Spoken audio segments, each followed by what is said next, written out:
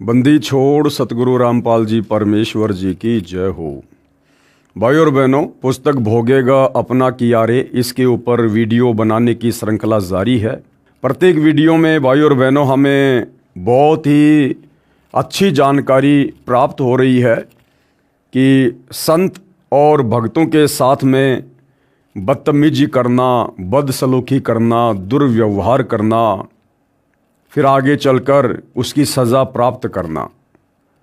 तो भाई और बहनों हमें शिक्षा भी मिल रही है और साथ में करोथा कांड से लेकर बरवाला कांड, इनमें किन किन लोगों की विशेष भूमिका रही है, सतगुरु रामपाल जी परमेश्वर जी का प्रत्यक्ष या अप्रत्यक्ष रूप से उन लोगों के प्रति क्या रवैया रहा है, ये सारी बातें हमें इस पुस्तक भोगेगा अपना किया से प्राप्त हो रही है।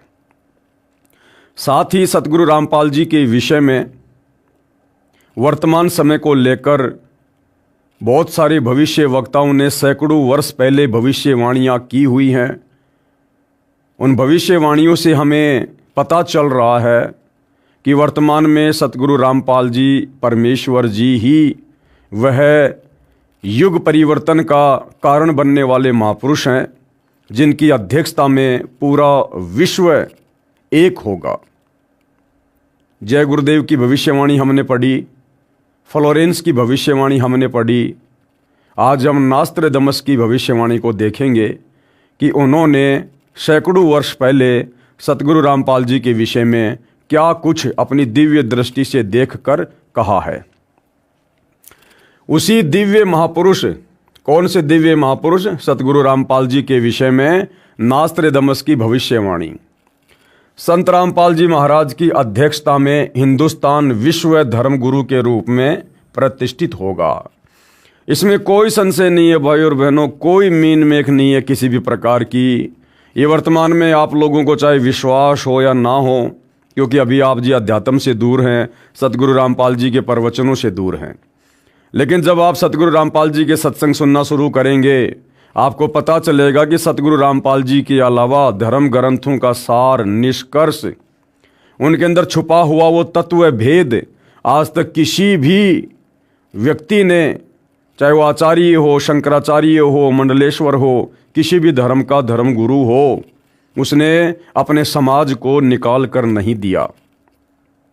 और सतगुरु रामपाल जी सन 1994 से न केवल हिंदू धर्म के धर्मशास्त्रों का, बल्कि मुस्लिम, ईसाई, सिख व अन्य धर्मों के धर्म ग्रंथों का निष्कर्ष अर्थात भक्ति के विषय में संपूर्ण जानकारी, सृष्टि रचना संपूर्ण जानकारी उन्होंने सर्व समाज के सामने प्रस्तुत कर दी है, जो कि सर्व धर्मशास्त्रों से प्रमाणित है। तो आने वाले समय में भारत ही आध्यात्मिक मामले में सर्वोपरि देश होगा और भारत को सर्वोपरि देश बनाने में सतगुरु रामपाल जी का ही एकमात्र महत्वपूर्ण योगदान होगा। तो सतगुरु रामपाल जी ही आने वाले समय में विश्व गुरु के रूप में पूरी दुनिया के सामने प्रकट होंगे। फ्रेंच यानी फ्रांस देश के नास्त्रदमस नामक प्रसिद्ध भविष्यवक्ता ने सन ईस्वी सन 1555 में 1000 श्लोकों में भविष्यवाणी की सांकेतिक सत्य भविष्यवाणियाँ लिखी हैं। 100 श्लोकों के 10 शतक बनाए हैं, जिनमें से अब तक सर्व सिद्ध हो चुकी हैं। यदि आज से पहले उनकी सारी भविष्यवाणियाँ सिद्ध हो चुकी हैं तो निसंशय आगे के समय के लिए उन्होंने जो सतगुरु रामपाल जी के विषय में कहा है वो भी निर्विवाद रूप से सत्य ही साबित होंगी। हिंदुस्तान में सत्य हो चुकी भविष्यवाणियों में से यानी नास्त्रदमस जी ने आज से पहले भारत के विषय में और क्या क्या भविष्यवाणियाँ की थी, जो भविष्यवाणियाँ समय आने पर बिल्कुल सत्य सिद्ध हुई। इससे हमारा विश्वास बढ़ेगा कि उन्होंने एक महापुरुष के विषय में अर्थात सतगुरु रामपाल जी के विषय में जो भविष्यवाणी की हुई है वो भी परम सत्य साबित होगी। सबसे पहले भविष्यवाणी उन्होंने भारत की प्रथम महिला प्रधानमंत्री श्रीमती इंदिरा गांधी जी के विषय में की थी, जो बिल्कुल सत्य साबित हुई। भारत की प्रथम महिला प्रधानमंत्री बहुत प्रभावशाली व कुशल होगी, ये संकेत स्वर्गीय श्रीमती इंदिरा गांधी की ओर है तथा उनकी मृत्यु निकटतम रक्षक द्वारा होना लिखा था, जो सत्य हुई। यानी नास्त्रेदमस जी ने अपनी भविष्यवाणी में लिखा था कि जो भारत की प्रधानमंत्री होगी, इंदिरा गांधी के विषय में संकेत था, और कहा था कि उनकी मृत्यु उन्हीं के बॉडीगार्ड के द्वारा होगी। और भाई और बहनों, ऐसा ही हुआ। उसके बाद उन्हीं का पुत्र उनका उत्तराधिकारी होगा, बिल्कुल सत्य हुआ। और वह बहुत कम समय तक राज्य करेगा, बिल्कुल सत्य साबित हुई उनकी बात। तथा आकस्मिक मृत्यु को प्राप्त होगा, यानी राजीव गांधी जी की अकाल मृत्यु हुई थी बॉम्ब ब्लास्ट में, जो सत्य सिद्ध हुई। पूर्व प्रधानमंत्री स्वर्गीय श्री राजीव गांधी जी के विषय में। आगे संत रामपाल जी महाराज के विषय में भविष्यवाणी नास्त्रेदमस द्वारा जो विस्तार पूर्वक लिखी है, तो हम इसको देखते हैं। अपनी भविष्यवाणी के शतक 5 के अंत में तथा शतक 6 के प्रारंभ में नास्त्रेदमस जी ने लिखा है कि आज अर्थात ईस्वी सन 1555 से ठीक 450 वर्ष बाद अर्थात सन 2006 में एक हिंदू संत यानी सायरन प्रकट होगा। प्रकट होने का मतलब है 2006 में करोथा कांड हुआ, और करोथा कांड के बाद विशेषकर हरियाणा से बाहर के लोग भी जानने लगे कि हरियाणा में संत रामपाल जी भी कोई संत है, कोई महापुरुष है। अर्थात सर्व जगत में उनकी चर्चा होगी। उस समय उस हिंदू धार्मिक संत यानी सायरन की आयु 50 व 60 वर्ष के बीच होगी। परमेश्वर ने नास्त्रेदमस को संत रामपाल जी महाराज के अधेड़ उम्र वाले शरीर का साक्षात्कार करवाकर चलचित्र की भांति सारी घटनाओं को दिखाया और समझाया। जिस प्रकार महाभारत का युद्ध कुरुक्षेत्र के मैदान में हो रहा था और हस्तिनापुर में कई किलोमीटर दूर बैठा बैठा संजय दिव्य दृष्टि प्राप्त करके धृतराष्ट्र को सारे युद्ध का वर्णन बिल्कुल सटीक बता रहा था। दिव्य दृष्टि के माध्यम से संजय चलचित्र की भांति पूरे युद्ध को देख रहा था। इसी प्रकार परमपिता परमेश्वर जी ने नास्त्रेदमस जी को आने वाले भविष्य के विषय में चलचित्र की तरह दिखाया, और नास्त्रेदमस जी ने ज्यों का त्यों अपनी भविष्यवाणी में लिख दिया, जो वर्तमान में सतगुरु रामपाल जी पर शब्दा शब्द खरी उतर रही है। श्री नास्त्रेदमस जी ने 16वीं सदी को प्रथम शतक कहा है। इस प्रकार 5वां शतक 20वीं सदी हुआ। नास्त्रेदमस जी ने कहा है कि वह धार्मिक हिंदू नेता अर्थात संत, जिसको सायरन भी कहते हैं, 5वें शतक के अंत के वर्ष में अर्थात सन 1999 में घर घर सत्संग करना त्याग कर अर्थात चौखटों को लांग कर बाहर आएगा। घर घर सत्संग करना त्याग कर अर्थात सतगुरु रामपाल जी ने 1999 में गांव-गांव में जाकर आदरणीय गरीबदास जी महाराज जी की अमर वाणियों का अखंड पाठ करना त्याग कर सत्संग करना छोड़कर, और भक्तों ने जो करोथा आश्रम बनाया था उस आश्रम में बैठकर सत्संग करने लगे, और समाचार पत्रों के माध्यम से भी सत्यार्थ प्रकाश के लेख व अन्य धार्मिक लेख उन्होंने समाज में भेजने शुरू किए तथा अपने अनुयायियों को शास्त्र विधि अनुसार भक्ति मार्ग बताएगा। उस महान संत के बताए मार्ग से अनुयायियों को अद्वितीय आध्यात्मिक और भौतिक लाभ होगा। उस तत्व दृष्टा हिंदू संत के द्वारा बताए शास्त्र प्रमाणित तत्व ज्ञान को समझकर परमात्मा चाहने वाले श्रद्धालु ऐसे अचंभित होंगे जैसे कोई गहरी नींद से जागा हो। उस तत्व दृष्टा हिंदू संत द्वारा सन 1999 में चलाई आध्यात्मिक क्रांति 2006 तक चलेगी।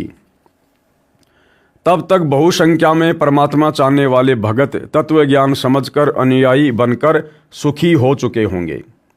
उसके पश्चात उस स्थान की चौखट से भी बाहर लांघेगा। उसके पश्चात 2006 से स्वर्ण युग प्रारंभ होगा। नोट: प्रिय पाठक जन कृपया पढ़ें निम्न भविष्यवाणी जो फ्रांस देश के वासी श्री नास्त्रेदमस जी ने की थी, जिसके विषय में मद्रास के एक ज्योतिष शास्त्री के एस कृष्णमूर्ति ने कहा है कि नास्त्रेदमस जी द्वारा सन 1555 में लिखी भविष्यवाणियों का यथार्थ अनुवाद सन 1998 में महाराष्ट्र में एक ज्योतिष शास्त्री करेगा। वह ज्योतिष शास्त्री नास्त्रेदमस की भविष्यवाणी का सांकेतिक भाषा का स्पष्टीकरण कर उसमें लिखित भविष्य घटनाओं का अर्थ देकर अपना भविष्य ग्रंथ प्रकाशित करेगा। यानी महाराष्ट्र का कोई एक ज्योतिषाचार्य होगा जो नास्त्रेदमस की सांकेतिक भविष्यवाणियों को समझकर और सरल भाषा में, मराठी भाषा में लिखेगा और एक नए ग्रंथ की रचना करेगा। उसी ज्योतिष शास्त्री द्वारा यथार्थ अनुवादित की गई पुस्तक के अनुवादकर्ता के शब्दों में पढ़िए। यानी उस ज्योतिषाचार्य ने क्या कुछ लिखा है नास्त्रेदमस की भविष्यवाणियों को सरल करके, जो सतगुरु रामपाल जी पर फिट बैठती हैं। पेज नंबर 32 व 33 पर, ठहरो, स्वर्ण युग अर्थात राम राज्य आ रहा है, यानी आध्यात्मिक राज्य आ रहा है या आध्यात्मिक युग आ रहा है। एक अधेड़ उम्र का औदार्य यानी उदार अजोड़ महासत्ता अधिकारी भारत ही नहीं सारी पृथ्वी पर स्वर्ण युग लाएगा और अपने सनातन धर्म का पुनरुत्थान करके यथार्थ भक्ति मार्ग बताकर सर्वश्रेष्ठ हिंदू राष्ट्र बनाएगा। ध्यान से सुनना भाइयों और बहनों, लिखने वाले सतलोक आश्रम वाले हैं। क्या लिख रहे हैं? और अपने सनातन धर्म का पुनरुत्थान करके, यानी जो सनातन धर्म धीरे धीरे लुप्त होता जा रहा है, लुप्त हो ही चुका है, केवल सनातन का नाम रह गया, बाकी सारे कर्म और भक्ति सनातन के विपरीत भारतवासी कर रहे हैं। तो वो जो महापुरुष होगा वो दोबारा से सनातन का पुनरुत्थान करेगा। यानी धार्मिक क्षेत्र में उससे बड़ा योगदान, उससे बड़ी क्रांति और कोई नहीं लाएगा। ये पुस्तक भाइयों और बहनों सतलोक आश्रम वालों ने लिखी थी 2014 के बरवाला कांड से पहले, और वर्तमान समय चल रहा है 2025 का, जिस समय आप ये वीडियो देख रहे हैं। लिखने वाले सतलोक आश्रम वाले क्या लिख रहे हैं कि वह महापुरुष अर्थात संत रामपाल जी सनातन धर्म का पुनः उत्थान करेगा। और भाइयों और बहनों, अभी 12 दिसंबर 2025 को इन्हीं सतलोक आश्रम वालों ने सतगुरु रामपाल जी का झूठा मान सम्मान दिल्ली में उनकी फोटो को ले जाकर, और एक कोई काली रमन संस्था थी उसके द्वारा कोई कार्यक्रम आयोजित किया जाता है हर साल, यानी अपने सामाजिक लोगों को वो लोग भारत गौरव अवार्ड के नाम से कोई पुरस्कार देते हैं। तो सतलोक आश्रम वाले वहाँ पर सतगुरु रामपाल जी की फ़ोटो को ले गए, क्योंकि सतगुरु रामपाल जी वर्तमान 2025 में हिसार जेल में बैठे हुए, और वहाँ जाकर इन लोगों ने सतगुरु रामपाल जी का उस संस्था से सम्मान करवाया। और सतगुरु रामपाल जी को जो अवार्ड दिया गया वो किस क्षेत्र में दिया गया, आपको जानकर हैरानी होगी, सामाजिक कार्यों के क्षेत्र में। यानी हरियाणा में जो बाढ़ आई हुई थी, इन सतलोक आश्रम वालों ने फ्री में मोटर और पाइपें देकर बाढ़ का पानी निकलवा दिया, जिस कारण से इन्होंने सतगुरु रामपाल जी को सामाजिक कार्यकर्ता के रूप में ज़्यादा प्रसिद्ध कर दिया। तो उस काली रमन संस्था ने संत रामपाल जी को सामाजिक कार्यों में योगदान के लिए एक वो मोमेंटो दे दिया। और भाइयों और बहनों, उसी कार्यक्रम में एक और संत था, बिल्कुल नकली, उसको अपने नाम का परिचय देने का भी ज्ञान नहीं, स्वयं अपने नाम से पहले कह रहा कि मैं स्वामी फला फला आचार्य, जबकि अपने नाम से पहले कोई भी व्यक्ति श्री या स्वामी शब्द का यूज नहीं कर सकता। उसके चेले कर सकते हैं, दूसरा कर सकता है। तो जिस व्यक्ति को स्वयं के नाम का परिचय देने का भी ज्ञान नहीं, उस व्यक्ति को वहां पर बहुत बड़ा संत बनाकर और उसको जो अवार्ड दिया गया वो क्या था पता है? सनातन धर्म का पुनरुत्थान करने का अवार्ड, धार्मिक क्षेत्र में महान कार्य करने का अवार्ड। यानी इन सतलोक आश्रम वालों की आंखों के सामने धार्मिक क्षेत्र का, सनातन धर्म का पुनः उत्थान करने का जो अवार्ड है वो तो दिया गया एक नकली संत को, जिसको भक्ति मार्ग का कै ख गय का भी ज्ञान नहीं। और सतगुरु रामपाल जी जो वास्तव में सारी सृष्टि के रचयिता हैं, अध्यात्म की जिन्होंने शुरुआत की है, इनके अलावा भक्ति मार्ग के विषय में कोई ABCD भी बता नहीं सकता, उस महापुरुष सतगुरु रामपाल जी को इन मंदबुद्धि सतलोक आश्रम वालों ने धार्मिक क्षेत्र का अवार्ड नहीं दिलवाया, सनातन धर्म के पुनरुत्थान का अवार्ड नहीं दिलवाया, केवल सामाजिक कार्यों में सहयोग करने का एक अवार्ड दिलवाया। एक छोटा सा वीडियो आपको दिखा देता हूं भाइयों और बहनों। इस वीडियो को देखने के बाद आप लोगों को समझ में आ जाएगा कि ये सतलोक आश्रम वाले कितना सतगुरु रामपाल जी को समझ पाए हैं और कितना उनके आध्यात्मिक ज्ञान को समझ पाए हैं। उस कार्यक्रम में इन्होंने सतगुरु रामपाल जी का सम्मान नहीं बल्कि उनका अपमान करवाया है। सतगुरु रामपाल जी के सामने अब उनकी छवि ले गए हैं उनका सम्मान करवाने के लिए, तो इनकी नज़रों में तो सतगुरु रामपाल जी का सम्मान हुआ है। तो सतगुरु रामपाल जी के सामने, जो कि अध्यात्म के उत्पत्ति करता हैं, जनक हैं और एक नकली संत, 2 कोड़ी का जीव, उसको इन सतलोक आश्रम वालों की आंखों के सामने अध्यात्म का सर्वश्रेष्ठ अवार्ड दिया गया। इन नालायकों ने मुख से एक शब्द भी नहीं निकाला कि जी आप ये क्या कर रहे हो। अगर ये संत जी अध्यात्म को इतना जानते हैं, इतना पहचानते हैं, अगर ये इस अवार्ड के योग्य हैं, तो इनको सतगुरु रामपाल जी के भक्तों के साथ में डिबेट करनी चाहिए, आध्यात्मिक ज्ञान चर्चा करनी चाहिए। उसके बाद जो विजयी हो उसको ये अवार्ड दिया जाना चाहिए। लेकिन ये आश्रम वाले मान बढ़ाई के भूखे बैठ गए वहाँ पर सबसे आगे, सर पे पैर के पगड़ी, और अपनी आंखों से देखते रहे सतगुरु रामपाल जी की बेइज्जती। और जिस नकली संत को अवार्ड दिया गया उसका भी एक छोटा सा वीडियो आप देख लीजिए। उसका इंटरव्यू भी यही सतलोक आश्रम वाले ले रहे हैं, खुशी खुशी इंटरव्यू ले रहे हैं, जबकि शर्म के मारे इनको डूब के मर जाना चाहिए था। देखिएगा। यहाँ पर कुछ संतों को भी अवार्ड दिया गया है, साथ में संत रामपाल जी को भी अवार्ड दिया गया है, तो यहाँ बातचीत करेंगे। नमस्कार जी। नमस्कार। क्या नाम है जी? स्वामी गौरी शंकराचार्य। आपको भी अवार्ड दिया है, अभी हमने देखा आपको भी अवार्ड दिया गया है। थोड़ा हमारे दर्शकों को बताइए कि आपके कार्य क्षेत्र हैं उनके लिए बताइए। देखिए, हम धार्मिक क्षेत्र के व्यक्ति हैं। हमारा काम सनातन वैदिक धर्म का प्रचार प्रसार करना। हम लगभग 18 देशों में इस वक्त सनातन धर्म का प्रचार करते हैं, ठीक है। और योग है हमारा जो सब्जेक्ट है, मेडिटेशन है। इस प्रकार से हम समाज में कई देशों में हम लोग कार्यक्रम करते हैं।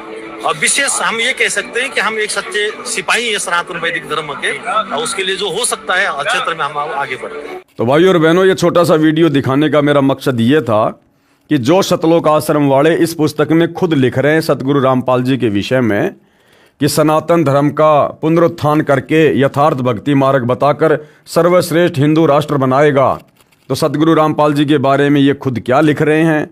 और वर्तमान में ये लोग सतगुरु रामपाल जी को भक्ति मार्ग का सर्वश्रेष्ठ योद्धा घोषित ना करके, साबित ना करके, एक छोटे से सामाजिक कार्यकर्ता के रूप में समाज के सामने पेश करके उनकी बेइज्जती करवा रहे हैं। तत्पश्चात ब्रह्म देश यानी बांग्लादेश, पाकिस्तान, बांग्ला, श्रीलंका, नेपाल, तिब्बत, अफगानिस्तान, मलाया आदि देशों में वही सार्वभौम धार्मिक नेता होगा। यानी पूरे एशिया में सतगुरु रामपाल जी ही सबसे बड़ी सार्वभौमिक सत्ता के रूप में, शासक के रूप में उभर कर आएंगे। और सत्ताधारी चांडाल चौकड़ियों यानी वर्तमान में जो राजनीति का हिस्सा हैं, मंत्री, प्रधानमंत्री, मुख्यमंत्री, सत्ताधारी चंडाल चौकड़ियों पर उसकी सत्ता होगी। ये सारे के सारे फेल हो जाएंगे। वर्तमान के राजनेता, वर्तमान की पार्टियां हाथ खड़े कर देंगे, क्योंकि ये युग परिवर्तन का दौर चल रहा है। 2028 निर्धारित है। ऐसी विकट परिस्थितियां देश और दुनिया में पैदा होंगी, ये राजनेता ऊपर को हाथ खड़े करके भागेंगे, जैसे नेपाल में भाग रहे थे। उस समय सतगुरु रामपाल जी अपने हाथों में पूरे विश्व की बागडोर को संभालेंगे। वह नेता दुनिया को अधाप मालूम होना है, बस देखते रहो। फिर आगे क्या लिखते हैं नास्त्रेदमस जी? पृष्ठ 40 पर फिर लिखा है, ठहरो राम राज्य यानी स्वर्ण युग आ रहा है। जून 1999 से 2006 तक चलने उत्क्रांति उत्क्रांति में स्वर्ण युग का उत्थान होगा।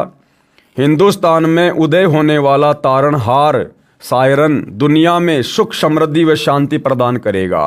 क्योंकि सुख, समृद्धि और शांति भाइयों और बहनों विज्ञान से पैदा नहीं होती है, शास्त्र विरुद्ध साधना से पैदा नहीं होती है। संसार में सुख और शांति शास्त्र अनुकूल सत भक्ति करने से होती है, क्योंकि जब हम शास्त्र अनुकूल सत भक्ति करेंगे और विधि विधान से धर्म यज्ञ करेंगे तो उससे हमारे पुण्यों में वृद्धि होती है, और जब पुण्यों में वृद्धि होगी तो ऑटोमेटिक परमात्मा के विधान अनुसार जीव सुखी होगा। नास्त्रेदमस जी ने निसंदेह कहा है कि प्रकट होने वाला सायरन, यानी सारी दुनिया के सामने अचानक से प्रकट होने वाला सायरन अभी ज्ञात नहीं है, लेकिन वह क्रिश्चियन अथवा मुसलमान हरगिज नहीं है, वह हिंदू ही होगा। और मैं नास्त्रेदमस उसका अभी छाती ठोक कर गर्व करता हूँ, क्योंकि उस दिव्य स्वतंत्र सूर्य सायरन का उदय होते ही सारे पहले वाले विद्वान कहलाने वाले महान नेताओं को निष्प्रभ होकर उसके सामने नम्र बनना पड़ेगा। यानी भाइयों और बहनों, आने वाले समय में 2 से 3 वर्षों में जो तांडव धरती पर मचेगा युग परिवर्तन के दौरान, उस समय ये दुनिया भर के जितने भी बड़े बड़े नेता हैं जिनकी वर्तमान में बहुत बड़ी महिमा हो रही है, चाहे कोई किसी देश का प्रधानमंत्री हो, चाहे राष्ट्रपति हो, और आध्यात्मिक क्षेत्र में जितने बड़े बड़े धर्मगुरु हैं, चाहे किसी भी धर्म से संबंधित हों, आचार्य शंकराचार्य, पोप, पादरी, मुल्ला, मौलवी, इन सब को आने वाले समय में सतगुरु रामपाल जी के आगे नतमस्तक होना पड़ेगा, विनम्र होना पड़ेगा, और ये स्वीकार करना पड़ेगा कि हम तो आप जी के सामने ऊंट के मुंह में जीरे के बराबर भी नहीं हैं। वह हिंदुस्तानी महान तत्वदृष्टा संत सभी को अभूतपूर्व राज्य प्रदान करेगा। वह समान कायदा, समान नियम बनाएगा। स्त्री पुरुष में, अमीर गरीब में, जाति और धर्म में कोई भेदभाव नहीं रखेगा, किसी पर अन्याय नहीं होने देगा।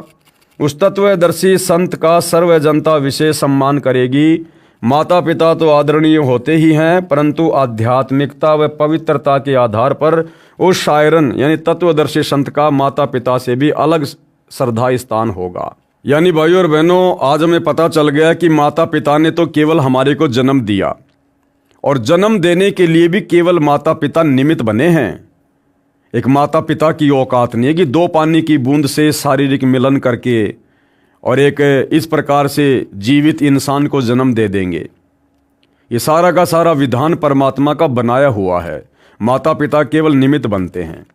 तो आज सतगुरु रामपाल जी के तत्व ज्ञान से आप और हमें भली भांति समझ में आ गया है कि माता पिता तो केवल हमारे को संसार में लाने का एक माध्यम है, और संसार में हम क्यों लाए गए हैं, ये मनुष्य जन्म क्यों मिला है, शास्त्र अनुकूल सत भक्ति करके आत्म कल्याण करवाने के लिए।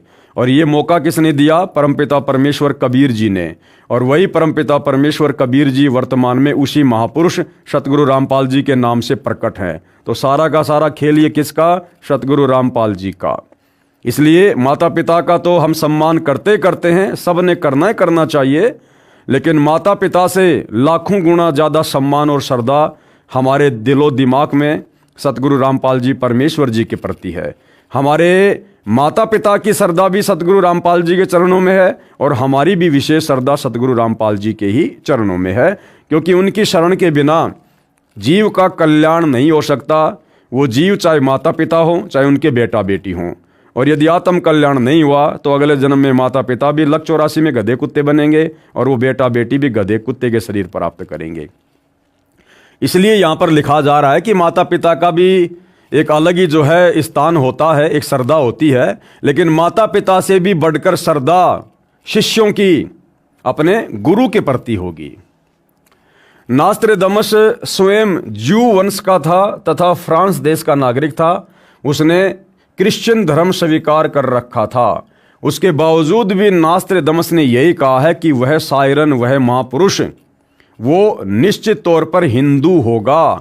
यानी उसने जैसा अपनी समाधि में देखा वैसा ही उसने ज्यों का त्यों बोल दिया। उसने क्रिश्चियन धर्म स्वीकार कर रखा था, फिर भी नास्त्रेदमस ने निसंदेह कहा है कि प्रकट होने वाला सायरन केवल हिंदू ही होगा। आगे फिर क्या लिखा गया है? सभी को समान कायदा, नियम, अनुशासन पालन करवाकर सत्य पथ पर लाएगा। मैं नास्त्रेदमस एक बात निर्विवाद सिद्ध करता हूँ, वह सायरन यानी धार्मिक नेता नया ज्ञान आविष्कार करेगा। नया ज्ञान आविष्कार करने का मतलब है अध्यात्म के विषय में वो अनसुलझे रहस्य उजागर करेगा, अर्थात सृष्टि रचना को बताएगा, सचखंड की जानकारी देगा और सार शब्द सार नाम का आविष्कार करके, उन गुप्त मंत्रों का आविष्कार करके अपने अनुयायियों को देगा। वह सत्य मार्गदर्शन करवाने वाला तारणहार एशिया खंड में जिस देश के नाम महासागर यानी हिंद महासागर है, उसी नाम वाले हिंदुस्तान देश में जन्म लेगा। वह ना ही तो क्रिश्चियन होगा, ना मुसलमान, ना ज्यू होगा, वह निसंदेह हिंदू होगा। यानी एक एक शब्द नास्त्रेदमस जी का सतगुरु रामपाल जी पर खरा खरा उतर रहा है। अन्य भूतपूर्व धार्मिक नेताओं से महत्तर बुद्धिमान होगा और अंजी के होगा। नास्त्रेदमस भविष्यवाणी के शतक 6 श्लोक 17 में महत्वपूर्ण संकेत संदेश बता रहा है, उससे सभी प्रेम करेंगे। सतगुरु सुंदर रूप अपारा, सतगुरु 3 लोक से न्यारा, उसे सभी प्रेम करेंगे। अब भाइयों और बहनों, सतगुरु रामपाल जी की शरण में आने से पहले आप और हम भी इसी सांसारिकता के झूठे रंग में रंगे हुए थे। पहले हमें अपने माता पिता अच्छे लगते थे, शादी होने के बाद हमें अपनी स्त्रियां अच्छी लगने लगी, स्त्रियों से बच्चे उत्पन्न होने के बाद हमें बच्चे अच्छे लगने लगे, बच्चों के बच्चे होने के बाद फिर वो पोते पोतियां हमें अच्छे लगने लगे।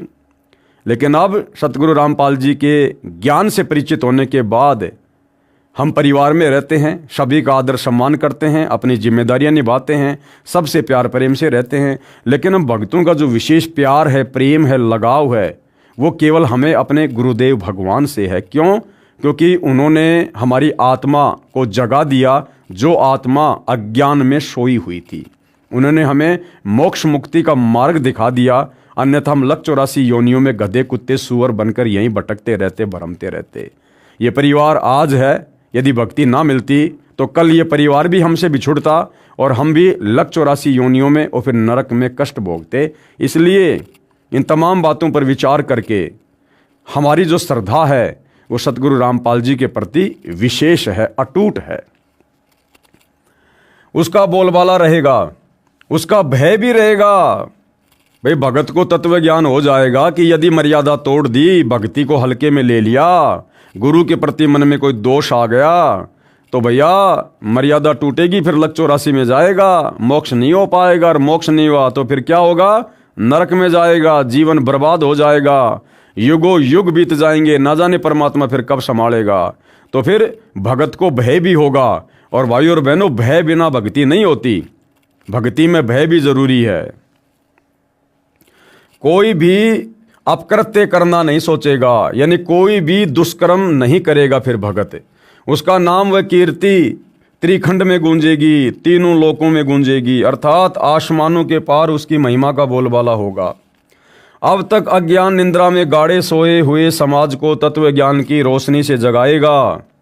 सर्व मानव समाज हड़बड़ाकर जागेगा, उसके तत्व ज्ञान के आधार से भक्ति साधना करेगा, सर्व समाज से सत्य साधना करवाएगा, जिस कारण सर्व साधकों को अपने आदि अनादि स्थान सतलोक में अपने पूर्वजों के पास ले जाकर वहाँ स्थायी स्थान प्राप्त करवाएगा, यानी वारिस बनाएगा।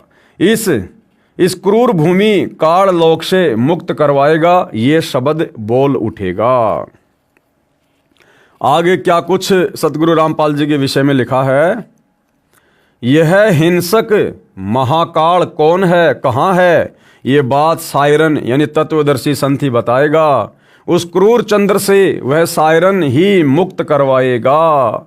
और निसंदेह सृष्टि रचना के माध्यम से हमें पता चल गया है कि ये काल कौन है, क्यों यहाँ हमें जन्म और मरण के चक्कर में कर्म बंधन में बांध रखा है, और किस प्रकार से हम इस काल के लोक से मुक्ति प्राप्त करेंगे। सायरन यानी तत्वदर्शी संत के कारगिर्द में इस भूतल की पवित्र भूमि पर हिंदुस्तान में स्वर्ण युग का अवतरण होगा, फिर वह पूरे विश्व में फैलेगा। उस विश्व नेता और उसके सद्गुणों की उसके बाद भी महिमा गाई जाएगी। भाई जो पूरी पृथ्वी को एक प्रकार से सतयुग में तब्दील करके चला जाएगा। अपने मिशन को पूरा करने के बाद सतगुरु रामपाल जी जब शरीर सतलोक को प्रस्थान करेंगे तो आने वाले लाखों वर्षों तक इस पृथ्वी पर उनके इस महान उपकार के लिए दुनिया उनको याद किया करेगी और लाखों वर्षों तक पृथ्वी पर उन्हीं का बोलबाला होगा, उन्हीं की महिमा होगी। उसके मन की शालीनता, विनम्रता, उदारता का इतना रेल पेल बोलबाला होगा कि इससे पहले नमूद किए हुए शतक 6 श्लोक 70 के आखिरी पंक्ति में किया हुआ उल्लेख कि अपना शब्द खुद ही बोल उठता है और शायरन की ही जुबान बोल रही है कि शायरन अपने बारे में बस 3 ही शब्द बोलता है, एक, विजयी और ज्ञाता। 3 ही शब्द बोलता है। यहां पर भाइयों और बहनों, ये प्रथम नाम, शतनाम और सारनाम के विषय में संकेत है। इसके साथ और विश्लेषण ना चिपकाएं, मुझे मंजूर नहीं होगा। इसके साथ और कोई मंत्र संत्र मत चिपका देना, ये बिल्कुल भी मुझे मंजूर नहीं होगा। कौन कह रहा है? नास्त्रेदमस। जबकि सतलोक आश्रम वालों ने तो चिपका दिया, सार शब्द के नाम पे चौथा मंत्र चिपका दिया। 1 लाख रुपए लेकर 1 लाख रुपए का संकल्प करवाकर जो चौथा मंत्र दिया जा रहा है, सार शब्द ओम सोहम सत्य कबीरा, इन्होंने तो चिपका दिया। यह पृष्ठ 42 वाला 4 उल्लेख वाणी शतक 6 श्लोक 71 पर है। हिंदू शायरन अपने ज्ञान से दैवतीयमान उतुंग ऊंचा स्वरूप का विधान तत्व ज्ञान फिर से बिना शर्त उजागर करवाएगा। मानवीय संस्कृति निर्धोक संवारेगा, इसमें संशय नहीं। अभी किसी को मालूम नहीं, लेकिन अपने समय पर जैसे नरसिंह अचानक प्रकट हुआ था, ऐसे ही वह विश्व महान नेता ग्रेट शायरन अपने तर्क शुद्ध अचूक आध्यात्मिक ज्ञान और भक्ति तेज से विख्यात होगा। क्योंकि भाइयों और बहनों, युग परिवर्तन का दौर है, 2028 निर्धारित है, विश्व में धमाका होगा, हर प्रकार से त्राहिमाम होगा। कहीं भूकंप आएगा, कहीं बाढ़ आएगी, कहीं अतिवृष्टि होगी, कहीं सूखा पड़ेगा, अकाल आएगा, कहीं महामारियां फैलेंगी, कहीं युद्ध हो रहा है, कहीं गृह युद्ध हो रहे हैं। त्राहिमाम मचेगा। और उस समय किसी भी धर्म के ना ही तो देवी देवता आगे आकर मदद करेंगे, ना ये नकली साधु संत महात्मा सामने आएंगे, और ना किसी राष्ट्र का राष्ट्राध्यक्ष, कोई प्रधानमंत्री, मुख्यमंत्री या राष्ट्रपति जनता की पुकार सुनेगा या उनका बचाव करेगा। ये राजनेता भी हाथ ऊपर खड़े करके भागते नजर आएंगे। उस समय भाइयों और बहनों, भारत देश की सत्ता को सर्वप्रथम सतगुरु रामपाल जी अपने हाथ में लेंगे और फिर इन्हीं की देखरेख में, इन्हीं के अनुयायियों के द्वारा फिर पूरे विश्व की सत्ता को संभाला जाएगा। दोबारा से शांति स्थापित की जाएगी, संसार में स्थिरता आएगी। मैं नास्त्रेदमस अचंभित हूं, मैं ना उसके देश जहां से अवतरित होगा अर्थात सतलोक देश को, तथा ना उसको जानता हूं। अब देखो भाइयों और बहनों, कितने संकेत हैं, लेकिन ये सतलोक आश्रम वाले नहीं समझ पाए। नास्त्रेदमस क्या कह रहा है कि मैं नास्त्रेदमस अचंभित हूं, मैं ना उसके देश को जानता हूं। कौन सा देश? जहां से वो अवतरित होगा, यानी वहां से चलकर आएगा। कौन सा देश? सतलोक देश। अब बताओ भाइयों और बहनों, अगर सतगुरु रामपाल जी सतलोक से चलकर आए हैं तो सतलोक में कौन रहता है? या तो आत्मा या परमात्मा। तो परमात्मा तो हमेशा से मुक्त है और सतलोक में रहने वाली आत्मा भी मुक्त है। तो बताओ भाइयों और बहनों, अब वो मुक्ति प्राप्त आत्मा सतलोक से चलकर इस गंदे लोक में एक मां के गर्भ में 9 महीने कष्ट क्यों उठाएगी? ऊपर को पैर, नीचे को सिर, क्यों कष्ट उठाएगी वो आत्मा? क्या ऋण बाकी रह गया था? और ऋण बाकी था तो फिर सतलोक कैसे चली गई? तो नास्त्रेदमस कह रहे हैं कि वह शायरन सतलोक से चलकर आएगा, अर्थात सतगुरु रामपाल जी किसी मां के गर्भ से जन्म लेकर पैदा नहीं हुए। ये स्वयंभू परमात्मा है, ये कबीर परमेश्वर हैं। हमारी चरम दृष्टि को धोखा देते हुए परमात्मा इसी प्रकार की लीला करते हैं। हम अज्ञानी जीवों को लगता है कि ये माँ के गर्भ से आए हैं, परंतु माँ के गर्भ से नहीं आते परमात्मा। इसलिए भाइयों और बहनों, अपने गुरुजी को माँ के गर्भ से जन्म लेकर जन्म लिया हुआ कहना या समझना अपने गुरुदेव भगवान के ऊपर संदेह करने में आता है, गुरु को मानुष मानने में आता है। और आदरणीय गरीबदास जी कहते हैं, गुरु को मानुष जो गिने, मानुष यानी एक मनुष्य जैसा। अब माँ के गर्भ से तो मनुष्य जन्म लेके आएगा, भगवान जन्म लेके नहीं आता। तो गरीबदास जी कहते हैं, गुरु को मानुष जो गिने, कर चरणा अमृत को पान, ते नर नरक में जाएंगे, जन्म जन्म बने समान। तो अपने गुरु को मानुष मानने वाला अर्थात माँ के गर्भ से जन्म लेकर आया हुआ, मानने वाला, बताने वाला, लिखने वाला, गरीबदास जी कहते हैं अंत में नरक में जाएगा और कुत्ते की योनि प्राप्त करेगा। तो भाई सतलोक आश्रम वाले भाई बहनों, कम से कम नास्त्रदामस जी की भविष्यवाणी पर तो विश्वास कर लो कि वो सायरन कहाँ से आएगा। मैं नास्त्रदामस अचंभित हूँ, मैं ना उसके देश जहाँ से अवतरित होगा अर्थात सतलोक देश को, तथा ना उसको जानता हूँ। मैं उसे सामने देख भी रहा हूँ, क्योंकि उसकी पूर्व जन्म की भक्ति कमाई से परमात्मा चलचित्र की भांति वर्तमान समय को दिखा रहे थे। उसकी महिमा का शब्दबद्ध में कोई मिसाल नहीं कर सकता, बस उसे ग्रेट सायरन, महान धार्मिक नेता कहता हूँ। अपने धर्म बंधुओं की सदकालीन समस्या से, दयनीय अवस्था से बेचैन होता हुआ, स्वतंत्र ज्ञान सूर्य का उदय करता हुआ, अपने भक्ति तेज से जग का तारणहार, 5वें शतक 20वीं सदी के अंतिम वर्ष के अंत में यानी ईस्वी 1999, अधेड़ उम्र का विश्व का महान नेता, जैसे तेजस्वी सिंह मानव उद्विग्न अवस्था से चौखट लांघता हुआ मेरे नास्त्रदामस के मन का भेद ले रहा है, और मैं उसका स्वागत करता हुआ आश्चर्यचकित हो रहा हूँ। उदास भी हो रहा हूँ, क्योंकि उसका दुनिया को ज्ञान ना होने से मेरा सायरन तत्वदर्शी संत अपेक्षा का पात्र बनेगा। अर्थात उस तत्वदर्शी संत को परमेश्वर के रूप में ना पहचान कर, ना जानकर दुनिया उनके सतज्ञान का विरोध करेगी, उनको विरोध का सामना करना पड़ेगा। अर्थात 2006 का करोथा कांड हुआ, लोगों ने नहीं समझा अपने तारणहार को। फिर 2014 में बरवाला कांड हुआ, भगत भी नहीं समझ पाए अपने गुरुदेव भगवान को। इसलिए नास्त्रदामस जी ने लिखा है कि दुनिया उसको ना समझकर और उसका विरोध करेगी, उस महान संत को अपेक्षा का पात्र बनना पड़ेगा, उपेक्षा का पात्र बनना पड़ेगा। तो 2006 में तो सतगुरु रामपाल जी को ना समझकर झज्जर, करोथा, डिग्गल, बागपुर आदि गांव के लोगों ने अपने कर्म बिगाड़ लिए, और 2014 बरवाला कांड के समय खुद सतगुरु रामपाल जी के बेटा बेटी, भाई बंधु, रिश्तेदारों ने ना समझकर अपनी मनमानियां करते हुए बरवाला कांड जैसी घटना को जन्म देकर अपने कर्म फोड़ लिए। क्योंकि उसका दुनिया को ज्ञान ना होने से मेरा सायरन तत्वदर्शी संत उपेक्षा का पात्र बन रहा है। मेरी यानी नास्त्रदामस की चित्त भेदक भविष्यवाणी की और उस वैश्विक सिंह मानव की उपेक्षा ना करें। नास्त्रदामस जी कह रहे कि मेरी भविष्यवाणी को सामान्य ना समझें, और मैं जिस महापुरुष के विषय में बातें कह रहा हूं उसको भी कमजोर ना समझे, कम ना समझे, मजाक में ना ले इन बातों को। उसके प्रकट होने पर तथा उसके तेजस्वी तत्व ज्ञान रूपी सूर्य उदय होने से आदर्शवादी श्रेष्ठ व्यक्तियों का पुनरुत्थान तथा स्वर्ण युग का प्रभात शतक 6 में आज ईस्वी 1955 से 450 वर्ष बाद अर्थात 2006 में, अर्थात 1555 प्लस 450 बराबर 2005 के पश्चात अर्थात 2006 में शुरुआत होगी। इस कृतार्थ शुरुआत का मैं नास्त्रदामस दृष्टा हो रहा हूँ।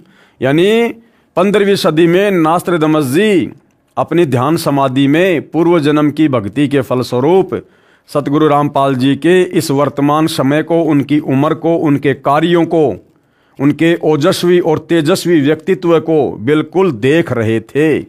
फिर आगे क्या कहा है, पृष्ठ 44, 45, 46 पर नास्त्रदामस शतक 1 श्लोक 50 में फिर प्रमाणित कर रहा है, 3 ओर से सागर से घिरे द्वीप हिंदुस्तान देश में उस महान संत का जन्म होगा अर्थात प्रकट होगा। उस समय तत्व ज्ञान के अभाव से अज्ञान अंधेरा होगा। यानी जब सतगुरु रामपाल जी ने सन 1994 से अपने यथार्थ 13वें कबीर पंथ की शुरुआत की है, उससे पहले बिल्कुल अज्ञान अंधेरा था।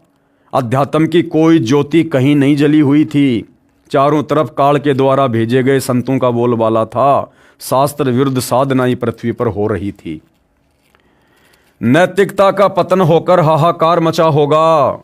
वह सायरन धार्मिक नेता गुरुवर अर्थात गुरुजी को वर यानी श्रेष्ठ मानकर अपनी साधना करेगा तथा करवाएगा। नास्त्रदमस जी कह रहे हैं कि वो है सायरन यानी वह महापुरुष अर्थात सतगुरु रामपाल जी गुरु को सर्वश्रेष्ठ बताकर स्वयं भी भक्ति करेगा और अपने अनुयायी से भी करवाएगा। तो भाइयों और बहनों, नास्त्रदमस की भविष्यवाणी पर वर्तमान में कौन चल रहा है? सतगुरु रामपाल जी के साथ संगति से जुड़े हुए सत्सेवक भाई बहन। क्योंकि हम अपने गुरु को ही तो सर्वश्रेष्ठ मानकर, भक्ति का जनक मानकर, सारी सृष्टि का रचनहार मानकर, एकमात्र हम उन्हीं को अपना इष्ट मानकर उनकी पूजा 5 दीपक वाली थाली से उतारते हुए, तीनों समय की आरती करते हुए, उनके शीश पर चवर लहराते हुए और उन्हीं को एकमात्र गीता अध्याय 3 श्लोक 13 के अनुसार परमात्मा मानकर भोग लगाते हुए हम भाई बहन भक्ति कर रहे हैं नहीं कर रहे? सतगुरु रामपाल जी की संगत में लाखों की संख्या में भगत भाई बहन है, लेकिन क्या कोई भी सतगुरु रामपाल जी को अपना इष्ट मानकर, उन्हें परमेश्वर मानकर इस प्रकार से भक्ति कर रहा है?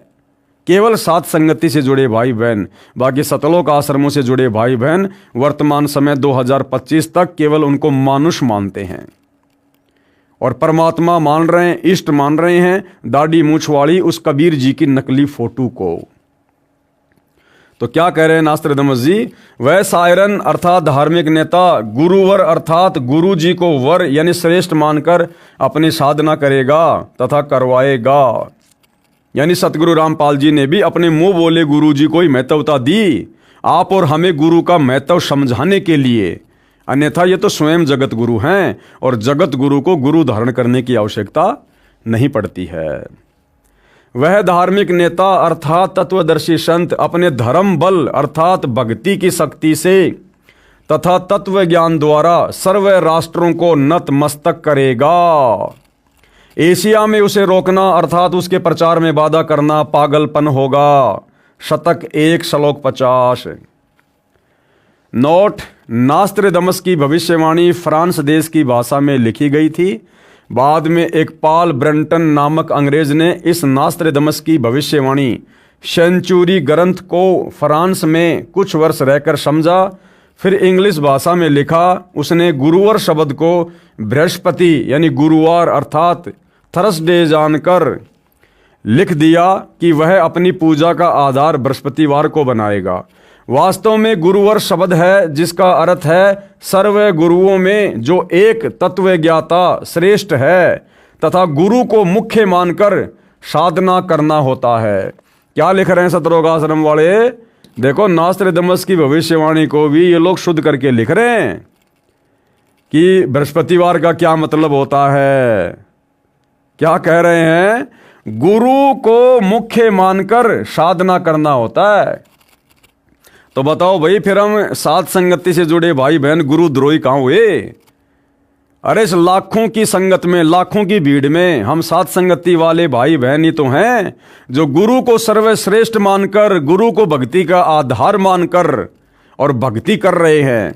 और जब गुरु को सर्वश्रेष्ठ मान लिया, फिर दाढ़ी मूंछ वाली कबीर की नकली फोटो का हमारे घर में क्या काम, हमारे दरबार में क्या काम? फिर जून के महीने में उस दाढ़ी मूंछ वाली कबीर की नकली फोटो का प्रकट दिवस मनाने का क्या मतलब? तो गुरु को सर्वश्रेष्ठ मानकर नास्त्रदमस की भविष्यवाणी के अनुसार हम सत्सेवक भाई बहन ही भक्ति कर रहे हैं। देखो भाइयों और बहनों, जिस प्रकार गुरुदेव ने बताया कि भाई संसार में गुरु बहुत हो गए, इसलिए परमात्मा ने स्वयं को सतगुरु कहना पड़ा, सच्चा ज्ञान देने वाला। इसी प्रकार भाइयों और बहनों, सतगुरु रामपाल जी की संगत में वर्तमान में जो 2 पार्ट बने हुए हैं, तो क्या है ना, सेवक तो बहुत हो गए, सारे सेवक है संत रामपाल जी के, लेकिन सच्चे सेवक कौन है, सत सेवक कौन है? इसलिए भाइयों और बहनों, हम साथ संगति वाले भाई बहनों को सत सेवक नाम रखना पड़ा। सत सेवक। ये सतलोक आश्रमों में जाने वाले भाई बहन भी सेवक हैं, लेकिन भाई ये अपने गुरु जी के सेवक नहीं है, ये तो मुर्दों के सेवक हैं। ये तो उस मुर्दा फोटो दाढ़ी मूंछ वाली जो कबीर जी की समझी जाती है, ना जाने किसने बनाई, आजकल तो एआई से बनाई जा रही है, ये तो उस मुर्दा फोटो के सेवक हैं।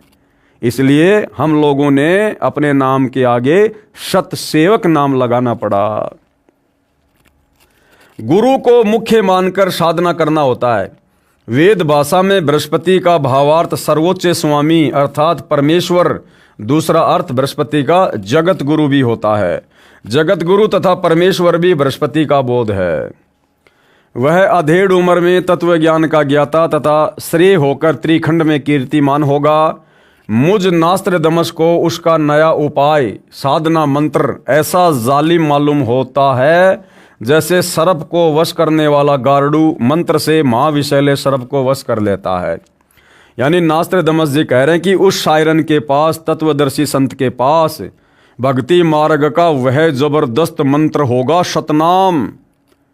वो इतना प्रभावशाली होगा जैसे गारुड़ के पास में विशैले सर्प को काबू करने का मंत्र होता है। वह नया उपाय, नया कायदा बनाने वाला तत्ववेता दुनिया के सामने उजागर होगा। उसी को मैं नास्त्र दमस अचंभित होकर ग्रेट शायरन बता रहा हूँ। ग्रेट शायरन का मतलब है महान तत्वदर्शी संत। उसके ज्ञान के दिव्य तेज के प्रभाव से उस द्वीप कल्प यानी भारतवर्ष में आक्रामक तूफान खलबली मचेगी, अर्थात अज्ञानी संतों द्वारा विद्रोह किया जाएगा। उसको शांत करने का उपाय भी उसी को मालूम होगा। जैसे जालिम सरपनी को वश किया जाता है, वह सिंह के समान शक्तिशाली व तेज पुंज व्यक्तित्व का होगा। अब देखो भाई और बहनों, नास्त्र दमस जी कह रहे कि सतगुरु रामपाल जी का, उस महापुरुष का, ग्रेट शायरन का व्यक्तित्व क्या होगा? वह तेज पुंज व्यक्तित्व का होगा। तेज पुंज अर्थात भाई और बहनों, हम वाणी में पढ़ते हैं गैबी ख्याल विशाल सतगुरु में कि धन सतगुरु उपदेश देवा 84 ब्रह्म मेट ही तेज पुंज अन्य देह धर कर इस विधि हमको भेट ही। यानी वो कबीर परमात्मा जो सतलोक में तेज पुंज के शरीर युक्त है, वो अपनी काया को, अपने तेज पुंज वाले शरीर को हल्का करके और इस पृथ्वी पर प्रकट होता है। तो सतगुरु रामपाल जी 5 तत्व की काया से निर्मित नहीं हैं। 5 तत्व अग्नि पृथ्वी वायु जल आकाश इससे बनी हुई पंचभौतिक इस शरीर से निर्मित नहीं हैं। इसीलिए तो हम सत्सेवक भाई बहन अपने गुरुदेव भगवान को नूरी शरीर में मानकर, 5 तत्व की देह से अलग मानकर, तेज पुंज वाले व्यक्तित्व का मानकर और 8 सितंबर को उनका प्रकट दिवस मनाते हैं। प्रकट दिवस, क्योंकि कबीर परमात्मा सतगुरु रूप में प्रकट ही होते हैं, और जब प्रकट होते हैं तो उनकी तेज पुंज की देह होती है, भले हमें दिखाई ना दे, इसलिए हम उनका प्रकट दिवस मनाते हैं। तो यहाँ पर क्या लिखा जा रहा है? वह तेज पुंज व्यक्तित्व का होगा, यानी उसकी काया आम मनुष्य की भांति हाड़ मांस से निर्मित नहीं होगी, 5 तत्व से बनी नहीं होगी, वह तेज पुंज युक्त होगा। और नित्य नियम में हम रोज अपने गुरुदेव भगवान की सुबह सुबह महिमा करते हैं और क्या बोलते हैं? गरीब ऐसा सतगुरु हम मिला तेज पुंज के अंग, झिलमिल नूर जहूर है नर रूप श्वेत रंग। गरीब ऐसा सतगुरु हम मिला तेज पुंज के अंग, यानी हम कह तो अपने गुरुजी को रोज रहे हैं कि हमारे गुरुजी तेज पुंज के शरीर वाले हैं, उनके अंग 5 तत्व से बने हुए नहीं हैं। लेकिन जब आता है 8 सितंबर का दिन, तो इस वाणी पर केवल सत्सेवक भाई बहन खड़े उतरते हैं और 8 सितंबर को अपने गुरु को मानुष ना मानकर, स्वयं कबीर परमात्मा मानकर, तेज पुंज के व्यक्तित्व का धनी मानकर हम उनका प्रकट दिवस मनाते हैं। और इन सतलोक आश्रमों में गुरु को मानुष मानकर, जन्म लिया हुआ मानकर उनका जन्मदिन मनाया जाता है। तो क्या लिखा जाता है? वह सिंह के समान शक्तिशाली व तेज पुंज व्यक्तित्व का होगा। यह मैं नास्त्रेदमस स्पष्ट शब्दों में बता रहा हूं कि वह कुंडलिनी शक्ति धारण किए हुए।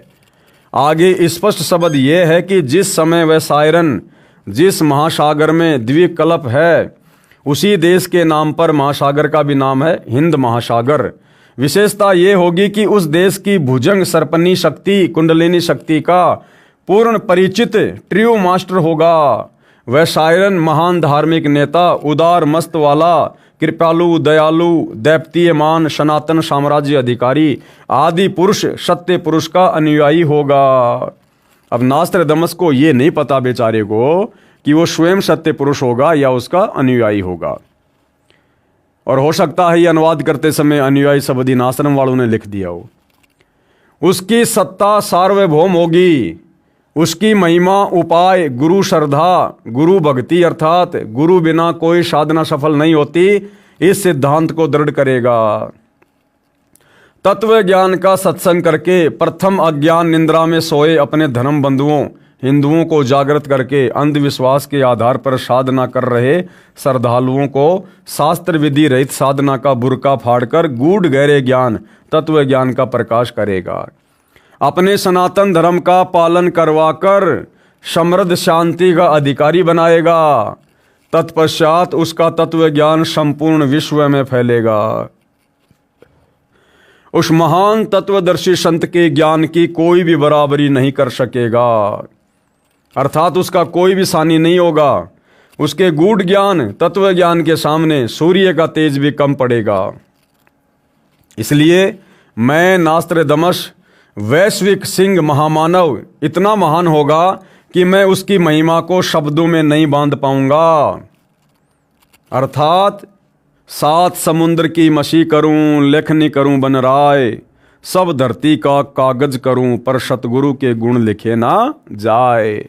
मैं नास्त्रेदमस उस ग्रेट सायरन को देख रहा हूं, अर्थात वो अपनी दिव्य दृष्टि कह लीजिए या समाधि अवस्था कह लीजिए, जो पूर्व जन्म की भक्ति के फलस्वरूप उसको प्राप्त थी, उस आधार से वो कह रहा है। उपरोक्त विवरण का भावार्थ है कि उस विश्व नेता को 50 वर्ष की आयु में तत्व ज्ञान शास्त्रों में प्रमाणित होगा, अर्थात वह 50 वर्ष की आयु में सन 2001 में सर्व धर्मों के शास्त्रों को पढ़कर उसका ज्ञाता तत्व ज्ञानी होगा। और सतगुरु रामपाल जी ने सन 2001 के बाद से ही इन पवित्र धर्मशास्त्रों में जो शास्त्र अनुकूल साधना के विषय में प्रमाण है लिखा हुआ है, उसको दिखाना शुरू किया। उससे पहले सन 1994 से 2001 तक उन्होंने आदरणीय गरीबदास जी के अमर ग्रंथ को आधार बनाकर ही सत्संग किए, तथा उसके पश्चात उस तत्व ज्ञान का श्रेय गे यानी जानने योग्य परमेश्वर का ज्ञान अन्य को प्रदान करने वाला होगा, तथा उसका आध्यात्मिक जन्म अमावस्या को होगा।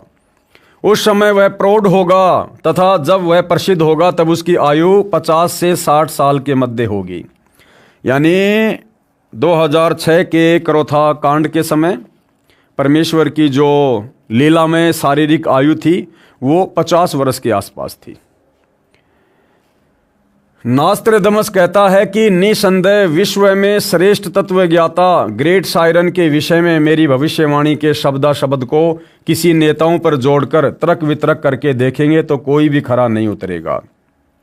मैं नास्त्रेदमस छाती ठोक कर शब्दा शब्द कह रहा हूं, मेरा सायरन का कृतत्व और उसका गूढ़ गहरा ज्ञान अर्थात तत्व ज्ञान ही सर्व की खाल उतारेगा। बस 2006 साल आने दो, इस विधान का एक एक शब्द खरा खरा समर्थन सायरन ही देगा। आगे क्या कुछ कहा जा रहा है। नास्त्रेदमस ने अपनी भविष्यवाणी में कहा है कि 21वीं सदी के प्रारंभ में दुनिया के क्षितिज पर सायरन का उदय होगा। जो भी बदलाव होगा वह मेरी नास्त्रेदमस की इच्छा से नहीं बल्कि सायरन की आज्ञा से, नियति की इच्छा से सारा बदलाव होगा ही होगा। यानी कलयुग में सतयुग आएगा ही आएगा। उसमें से नया बदलाव मतलब हिंदुस्तान सर्वश्रेष्ठ राष्ट्र होगा। कई सदियों से ना देखा ऐसा हिंदुओं का सुख साम्राज्य दृष्टिगोचर होगा। उस देश में पैदा हुआ धार्मिक संत ही तत्वदृष्टा तथा जग का तारणहार जगत जेता होगा। एशिया खंडों में रामायण महाभारत आदि का ज्ञान जो हिंदुओं में प्रचलित है उससे भी भिन्न आगे का ज्ञान उस तत्वदर्शी संत का होगा। वह सत्य पुरुष का अनुयायी होगा, वह एक अद्वितीय संत होगा। बहुत सारे संत नेता आएंगे और जाएंगे, सर्व परमात्मा के द्रोही तथा अभिमानी होंगे। मुझे नास्त्रदमस को आंतरिक साक्षात्कार उस शायरन का हुआ है। अब देखो भाइयों और बहनों, ये है नास्त्रदमस की भविष्यवाणी का सार। जबकि 2014 बरवाला कांड के बाद जो ज्ञान गंगा पुस्तक लिखी गई है सतलोक आश्रम वालों के द्वारा, उस ज्ञान गंगा पुस्तक में इन सतलोक आश्रम वालों ने इसी भविष्यवाणी का उल्टा फुल्टा अर्थ कर दिया सतगुरु रामपाल जी के ऊपर लगे हुए देशद्रोह के मुकदमे को लेकर। और क्या लिख दिया इन्होंने कि उस महान शायरन के ऊपर राष्ट्रद्रोह का मुकदमा लगेगा, जबकि नास्त्रदमस ने ऐसा नहीं कहा था। नास्त्रदमस ने कहा था कि बहुत सारे संत नेता आएंगे और जाएंगे, सब परमात्मा के द्रोही तथा अभिमानी होंगे।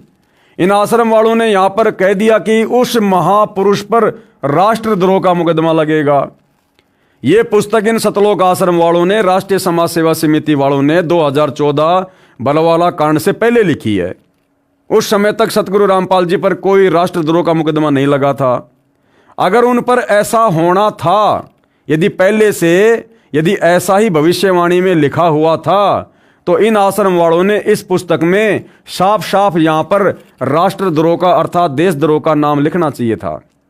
लेकिन राष्ट्रद्रोह का मुकदमा लगने के बाद इन आश्रम वालों ने फिर यहां नास्त्रदमस की भविष्यवाणी में इस शब्द को ऐड किया है, जो कि गलत है। वह परम संत भारत के जिस प्रांत में जन्म लेगा उसका नाम 5 नदियों के नाम पर होगा, अर्थात पंजाब प्रांत। संत रामपाल जी महाराज का जन्म लेखक के अनुसार भाई 8 सितंबर 1951 में हुआ। हमारी दृष्टि में जन्म नहीं हुआ, वे प्रकट हुए हैं। उस समय हरियाणा तथा पंजाब एक ही प्रांत था। 1 नवंबर 1966 को हरियाणा प्रांत पंजाब से भिन्न हुआ। नास्त्रदमस ने यहां तक कहा है कि उस महान संत की माता कुल 3 बहनें होंगी। बिल्कुल सत्य है। संत रामपाल जी महाराज की माता जी 3 बहनें हैं, 2 का देहांत हो चुका है। वर्तमान में सतगुरु रामपाल जी की मुंह बोली माता जी का भी देहांत हो चुका है, अर्थात तीनों बहनों का शरीर छूट चुका है। संत रामपाल जी की माता यानी उनकी मुंह बोली माता आज 2013 तक जीवित है, लेकिन 2014 में बरवाला कांड हुआ। उसके बाद 2018 में सतगुरु रामपाल जी की मुंह बोली माता जी का भी देहांत हो गया। नास्त्रदमस ने यह भी लिखा है कि जहां वह संत आश्रम बनाएगा उसके पास से निकले मार्गों को विशाल किया जाएगा, अर्थात करोथा आश्रम के पास भी हाईवे बन चुका है और बरवाला आश्रम के बाहर भी हाईवे बन चुका है। हिंदुस्तान का हिंदू संत आगामी अंधकारी भक्ति ज्ञान के अभाव से अंधे प्रलयकारी स्वार्थवश भाई भाई को मार रहा है। बेटा बाप से विमुख है। हिंदू हिंदू का शत्रु, मुसलमान मुसलमान का दुश्मन बना है। धुंधुकारी अर्थात माया की दौड़ में बेसब्रे समाज जगत को नया प्रकाश देने वाला सर्वश्रेष्ठ जगत जेता धार्मिक विश्व नेता की अपनी उदासी के सिवा कोई अभिलाषा नहीं होगी। अर्थात लेखक ये कहना चाहता है, अर्थात नास्त्रदमस की भविष्यवाणी ये कह रही है कि उस महान संत का परमार्थ के अलावा अपना किसी प्रकार का कोई स्वार्थ नहीं होगा और उनकी चिंता का केवल एक ही कारण होगा, आत्माओं को सतलोक में भेजना, मोक्ष दिलवाना। धार्मिक विश्व नेता की अपनी उदासी के सिवा कोई अभिलाषा नहीं होगी, अर्थात मानव उद्धार के लिए चिंता के अतिरिक्त कुछ भी स्वार्थ नहीं होगा, ना अभिमान होगा। ये मेरी भविष्यवाणी की गौरव की बात होगी कि वास्तव में वह तत्वदर्शी संत संसार में अवश्य प्रसिद्ध होगा। उसके द्वारा बताया ज्ञान सदियों तक छाया रहेगा। वह संत आधुनिक वैज्ञानिकों की आंखें चक्काचौंध करेगा, ऐसे आध्यात्मिक चमत्कार करेगा कि वैज्ञानिक भी आश्चर्य में पड़ जाएंगे। और हो रहा है भाई और बहनों, ऐसे ऐसे केस हॉस्पिटल में जाते हैं और डॉक्टर भी अंत में हाथ जोड़कर पूछते हैं कि भाई आप किस भगवान की भक्ति करते हो, आप बच कैसे गए। फिर भगत कहते हैं जी हमारे गुरुदेव सतगुरु रामपाल जी हैं, स्वयं कबीर भगवान धरती पर आए हुए हैं, हम उनकी भक्ति करते हैं। तो डॉक्टर भी कहते हैं भाई धन्य है तुम्हारे गुरुदेव, अन्यथा तुम्हारी उम्र शेष नहीं थी। तो भाई सतगुरु जो चावे सो कर दे, भरम पड़ो मत कोई, और सेऊ धड़ पर शीश चढ़ाया पाछे करी रसोई। उसका सर्व ज्ञान शास्त्र प्रमाणित होगा। मैं नास्त्रदमस कहता हूं कि बुद्धिवादी व्यक्ति उसकी उपेक्षा ना करें, यानी उनको मजाक में ना लें, उनको हल्के में ना लें। माँ के गर्भ से जन्म लिया हुआ कोई व्यक्ति ना माने, उनको साक्षात परमपिता परमेश्वर मानकर चरणों में आ जाएं। उसे छोटा ज्ञान दीप ना समझें और आगे क्या करें। और वो कार्य भाई और बहनों सतगुरु रामपाल जी की संगत में से केवल सत्सेवक भाई बहन कर रहे हैं। देखो बाकी दुनिया को तो अभी तक उनके विषय में जानकारी नहीं है, तो बाकी दुनिया तो हल्के में लेगी। और जिन जिन आत्माओं को सतगुरु रामपाल जी ने अपने शरण में ले लिया, तत्व ज्ञान दे दिया, उन लाखों की भीड़ में भी केवल सात संगति से जुड़े सत्सेवक भाई बहन ही हैं जो उनको अपना इष्ट मानकर, अपना आराध्य देव यानी इष्ट देव परमेश्वर मानकर, और उनको सिंहास नस्त करके यानी उनको आसन के ऊपर बैठा कर, यानी सत्सेवक भाई बहनों ने घर घर में बेड लगा रखे, घर घर में बेड, और तीनों समय की आरती, विशेषकर सुबह और शाम की आरती, गुरुदेव की आरती उतारते हुए करते हैं। उनको भोग लगाते हैं सुबह शाम भोग की आरती के साथ में। तो ये प्रक्रिया जो अब आगे नास्त्रदमस जी बताने जा रहे हैं, केवल साध संगति से जुड़े सत्सेवक भाई बहन कर रहे हैं। क्या कह रहे हैं कि उसे छोटा ज्ञान दीप ना समझें। उस तत्ववेता महामानव सायरन को सिंहास नस्त करके यानी सिंहासन पर बैठाकर, कोष्टक में लिखा जा रहा है आसन पर बैठाकर। अरे तो भैया घर घर में जो बेड लगा रखे हैं सत्सेवक भाई बहनों ने, वो आसन ही तो है। गुरुदेव भगवान को सिंहास नस्त करने के लिए अब भोग लगाएंगे तो कहाँ लगाएंगे? अपने गुरुदेव भगवान की फोटो को अलमारी में रख के भोग थोड़ा ना लगाएंगे। अपने गुरुदेव भगवान की आरती उनको अलमारी में बैठा कर थोड़ा ना लगाएंगे। दीवार पर फोटो को टांग कर थोड़ा ना उनकी आरती उतारेंगे। तो नास्त्रदमस जी क्या कह रहे हैं? कम से कम उनकी भविष्यवाणी पर तो विश्वास कर लो। अरे हम सत्सेवक भाई बहन तो सतलोक आश्रम वालों को दुश्मन नजर आते हैं। हमारी बातें तो तुम्हारी समझ में नहीं आ रही, कम से कम नास्त्रदमस की बातों पर तो यकीन करो कि उस तत्ववेता महामानव, एक होता है मानव आप और हम हैं, दो कोटि के जीव, चाहे राजा हो चाहे रंक हो, हम हैं मानव। और एक होता है महामानव जिसने मानव को पैदा किया है, परमात्मा कबीर जी। उस महामानव शायरन को सिंहास नस्त करके अर्थात आसन पर बैठाकर, जैसे सात संगति वाले भाई बहनों ने घर घर में बेड लगा रखे हैं, अपने गुरु जी को आसन दे रखा है, उसको आराध्य देव मानकर, हम सभी भाई बहन उनको आराध्य देव मानकर, इष्ट मानकर उनकी पूजा करते हैं। आराध्य देव यानी इष्ट। और आप सतलोक आश्रम वाले भाई बहन इष्ट मान रहे हो दाढ़ी मूछ वाली कबीर की फोटो को, उसको आराध्य देव मानकर पूजा करें। अब पूजा क्या होती है? पूजा पाती पंच पोहप कर पूजा, देव निरंजन और न दूजा। तो नास्त्रदमस के अनुसार केवल सत्सेवक ही अपने गुरु को पहचान कर, उनको अपना आराध्य देव, अपना इष्ट मानकर, अब जब हमने गुरु को इष्ट मान लिया, आराध्य देव मान लिया नास्त्रदमस के अनुसार, फिर भैया दाढ़ी मूछ वाली फोटो का क्या महत्व रह गया? उस कागज के टुकड़े का क्या रोल? जब हमने गुरु को इष्ट मान लिया, कबीर मान लिया, आराध्य देव मान लिया, फिर दाढ़ी मूछ वाली फोटो का जून में कबीर प्रकट दिवस क्यों मनाएं? उस मुर्दा फोटो को घर में क्यों रखें? तो नास्त्रदमस जी कह रहे हैं उसको आराध्य देव मानकर पूजा करें। वह आदि पुरुष, सत्य पुरुष का अनुयायी दुनिया का तारणहार होगा। विशेष भविष्य वक्ता नास्त्रदमस की भविष्यवाणी को ठीक से न समझकर व्यर्थ की अटकलबाजियां लगाई गई हैं। उदाहरण के लिए नास्त्रदमस की भविष्यवाणी, अब ये अंग्रेजी पढ़ लेना भाई क्या क्या लिखा हुआ है इसमें। सेंचुरी 10 क्यूटेरियम number 75 long awaited, he will never return in Europe, he will appear in Asia and he will grow. Our all king of East, one of the legacy issued from the great Hermes, ये शब्दों के अर्थ भी लिखे हुए हैं भाई, देख लेना। मेरे को तो ज़्यादा ये अंग्रेजी फंग्रेजी आती नहीं है, हम तो सीधा हिंदी पे चलते हैं। वह महान सायरन उस देश में उत्पन्न होगा जो 3 ओर से सागर से घिरा होगा। भारत ही एकमात्र ऐसा देश है जो 3 ओर से समुद्र से घिरा है। नंबर 2, उस देश का नाम एक समुद्र के नाम पर होगा, हिंद महासागर अर्थात हिंदुस्तान। वह महापुरुष हिंदुस्तान के उस क्षेत्र में जन्म लेगा जिसमें 5 नदियां रावी, सतलुज, झेलम, व्यास और चिनाब बहती हैं, अर्थात वो क्षेत्र है पंजाब। और जिस समय सतगुरु रामपाल जी प्रकट हुए 8 सितंबर 1951 को, उस समय ये धनाना का क्षेत्र, रोहतक का क्षेत्र पूरा पंजाब का क्षेत्र था। और फिर 1966 में पंजाब से हटकर हरियाणा बना। विवेचन, इस आधार से एक सज्जन ने अपना मत व्यक्त किया है कि श्री गुरु नानक जी के विषय में उपरोक्त भविष्यवाणी है, क्योंकि श्री नानक जी का जन्म पंजाब प्रांत में हुआ था। विचार करें, उस सज्जन को ध्यान नहीं रहा कि श्री नास्त्रदमस ने यह भविष्यवाणी सन 1555 में लिखी थी और श्री नानक जी का जीवन काल सन 1469 से सन 1539 तक रहा था। ये भविष्यवाणी है, भूतवाणी नहीं है। इसलिए उस सज्जन का तर्क गलत है। संत रामपाल जी महाराज नास्त्रदमस के उचित पात्र हैं। आगे और क्या कुछ लिखा गया है। सेंचुरी नंबर 1 प्रश्न नंबर 76 में स्पष्ट किया है कि उस महान शायरन की माता जी 3 बहनें होंगी।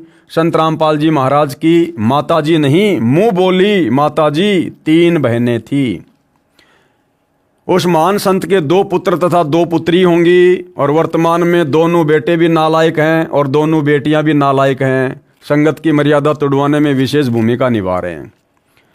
संत रामपाल जी महाराज के 2 पुत्र तथा 2 पुत्री संतान रूप में हैं। नास्त्रदमस के समर्थन में अन्य भविष्य वक्ताओं की भविष्यवाणियां। अब जो भविष्यवाणी सतगुरु रामपाल जी के विषय में नास्त्रदमस जी ने की हैं, तो उन भविष्यवाणियों के समर्थन में अन्य कौन कौन भविष्य वक्ता हैं जिन्होंने बिल्कुल यही कहा है। नंबर 1 है, इंग्लैंड के ज्योतिषी कीरो ने सन 1925 में लिखी पुस्तक में भविष्यवाणी की है। 20वीं सदी अर्थात सन 2000 ईस्वी के उत्तरार्ध में सन 1950 के पश्चात उत्पन्न संत ही विश्व में एक नई सभ्यता लाएगा जो संपूर्ण विश्व में फैल जाएगी। भारत का वह एक व्यक्ति सारे संसार में क्रांति ला देगा। तो बिल्कुल सतगुरु रामपाल जी के ऊपर खरी उतर रही है, क्योंकि 1951 में सतगुरु रामपाल जी का प्राकाट्य हुआ। उसके बाद उन्होंने देश और दुनिया को शिक्षा दी और वैज्ञानिकों को शत प्रेरणा करके उन्होंने नए नए आविष्कार करवाए। और उसके बाद सन 1994 से अपने भक्ति मार्ग को शुरू करके दुनिया को उन वैज्ञानिक उपकरणों के माध्यम से, सोशल मीडिया, टीवी चैनल, इन सब के माध्यम से उन्होंने अपने ज्ञान का प्रचार और प्रसार किया और करवाया। नंबर 2, भविष्य वक्ता श्री विजिलेटिन के अनुसार 20वीं सदी के उत्तरार्ध में विश्व में आपसी प्रेम का भाव, मानवता का हास, माया संग्रह की दौड़, लूट व राजनेताओं का अन्याय हो जाना आदि आदि बहुत से उत्पाद देखने को मिलेंगे। परंतु भारत से उत्पन्न हुई शांति, भ्रातृत्व भाव पर आधारित नई सभ्यता संसार में देश, प्रांत और जाति की सीमाएं तोड़कर विश्व भर में अमन व चैन उत्पन्न करेगी। नंबर 3, अमेरिका की महिला भविष्यवक्ता जीन डिक्सन के अनुसार 20वीं सदी के अंत से पहले विश्व में एक घोर हाहाकार तथा मानवता का संहार होगा। वैचारिक युद्ध के बाद आध्यात्मिकता पर आधारित एक नई सभ्यता संभवतः भारत के ग्रामीण परिवार के व्यक्ति के नेतृत्व में जमेगी और संसार से युद्ध को सदा सदा के लिए विदा कर देगी। अमेरिका के भविष्यवक्ता श्री एंडरसन के अनुसार 20वीं सदी के अंत से पहले या 21वीं सदी के प्रथम दशक में विश्व में असभ्यता का नंगा तांडव होगा। इस बीच भारत के एक देहात का एक धार्मिक व्यक्ति, एक मानव, एक भाषा और एक झंडा की रूपरेखा का संविधान बनाकर संसार को सदाचार, उदारता, मानवीय सेवा व प्यार का सबक देगा। ये मसीहा सन 1999 तक विश्व में आगे आने वाले हजारों वर्षों के लिए धर्म व सुख शांति भर देगा। अब हालैंड के भविष्यवक्ता क्या कह रहे हैं? हॉलैंड के भविष्य दृष्टा श्री गेरार्ड क्राइसेसे के अनुसार 20वीं सदी के अंत से पहले या 21वीं सदी के प्रथम दशक में भयंकर युद्ध के कारण कई देशों का अस्तित्व ही मिट जाएगा, परंतु भारत का एक महापुरुष संपूर्ण विश्व को मानवता के एक सूत्र में बांध देगा। वह हिंसा, फूट, दुराचार, कपट आदि संसार से सदा के लिए मिटा देगा।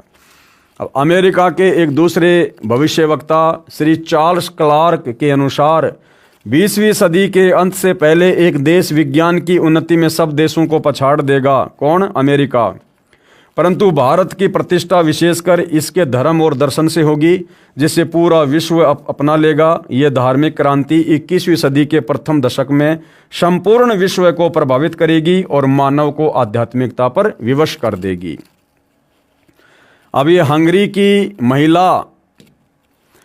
की महिला ज्योतिषी बोरिस्का के अनुसार सन 2000 ईस्वी से पहले उग्र परिस्थितियों, हत्या और लूटपाट के बीच ही मानवीय सद्गुणों का विकास एक भारतीय फरिश्ते के द्वारा भौतिकतावाद से सफल संघर्ष के फलस्वरूप होगा, जो चिरस्थायी रहेगा। इस आध्यात्मिक व्यक्ति के बड़ी संख्या में छोटे छोटे लोग ही अनुयायी बनकर भौतिकतावाद को आध्यात्मिकता में बदल देंगे।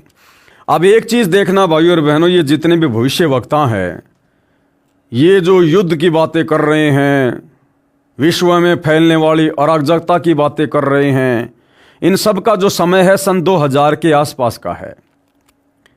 अब भाइयों और बहनों, हम लोग पहले सुना करते थे जब छोटे छोटे थे, क्योंकि दास का तो 1984 का जन्म है, तो जब दास छोटा था 8-10 साल का, तो सुना करता था, लोग कहते थे 1998 के लिए कि भैया ऊपर से गोला गिरेगा, दुनिया का नाश हो जाएगा, दुनिया खत्म हो जाएगी। भाइयों और बहनों, असल में ये जो परिस्थितियां हैं भविष्य वक्ताओं के अनुसार, ये संसार में सन 2000 के आसपास ही पैदा होनी थी। ये पूरा विश्व 2000 के आसपास विशेष संकट के दौर से गुजरना था। लेकिन भाइयों और बहनों, उस समय तक सतगुरु रामपाल जी परमेश्वर जी का ज्ञान, उनका प्रचार प्रसार देश और दुनिया में इतना नहीं हुआ था। इसलिए इस महापुरुष सतगुरु रामपाल जी ने भविष्यवाणियों के अनुसार होने वाली उन घटनाओं को उस समय टाल दिया और परमात्मा ने कुछ समय के लिए और आगे बढ़ा दिया उस समय को, विनाशकारी समय को। और उस समय को आगे बढ़ाया तो भाइयों और बहनों, प्रकृति का हिसाब तो परमात्मा ने भी नियम अनुसार बराबर करना पड़ता है। वो होना था 1998 2000 के आसपास, लेकिन सतगुरु रामपाल जी ने समय को आगे बढ़ा दिया। लेकिन काल के कागजों में तो भैया पूरा करना पड़ता है। उसके लिए 2006 का क्रोथा कांड हुआ। उस समस्या को परमात्मा ने अपने ऊपर लिया जो पूरे विश्व के ऊपर आनी थी। फिर आपने सुना होगा, भविष्य वक्ता कह रहे थे भैया 2012 में दुनिया का अंत हो जाएगा, दुनिया का अंत हो जाएगा। बिल्कुल होना था, लेकिन परमात्मा ने फिर से समय को आगे बढ़ाया कि अभी भी मेरा तत्व ज्ञान पूरे विश्व में, विशेषकर पूरे भारतवर्ष में अच्छे से नहीं फैला है। उस समय को परमात्मा ने आगे बढ़ाया। अब समय आगे बढ़ाया तो परमात्मा ने प्रकृति के नियमों को तोड़ा, लेकिन परमात्मा तो नियम नहीं तोड़ते, युद्ध तो दिखाना पड़ेगा। फिर परमात्मा ने 2014 बरवाला कांड, वो जो हुआ था काल की प्रेरणा से, इन आश्रम वालों के माध्यम से जो होना था, बहुत बड़ी तबाही, लेकिन परमात्मा ने हल्के में टाल दिया और 2014 का वो बरवाला कांड होके रह गया। समय को परमात्मा ने फिर आगे टाल दिया कि अभी मेरा ज्ञान पूरी तरह से मेरे बच्चों तक नहीं पहुंचा है। अब भाइयों और बहनों, जो 2028 का समय है, अब ये समय आगे नहीं बढ़ेगा। चाहे कोई ज्ञान को समझे चाहे ना समझे, सारी उम्र परमात्मा संदेशा देने में नहीं लगा रहेगा। सतलोक के लिए आत्माएं भी तैयार करनी है।